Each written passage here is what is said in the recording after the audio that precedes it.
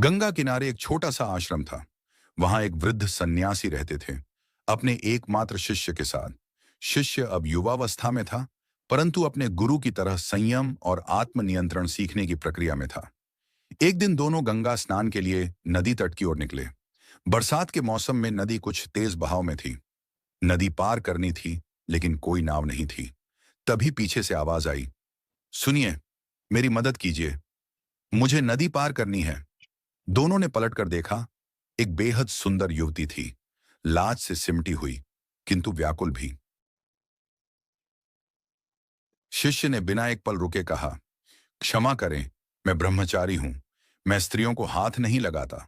लेकिन गुरु ने शांत मुस्कान के साथ युवती की ओर देखा। बोले, आओ बेटी, मैं तुम्हें नदी पार करा देता हूं।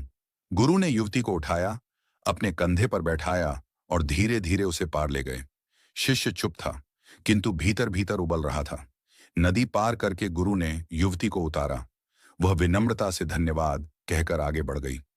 शिष्य भी गुरु के पीछे पीछे चल पड़ा, लेकिन उसका मन अब शांत न था।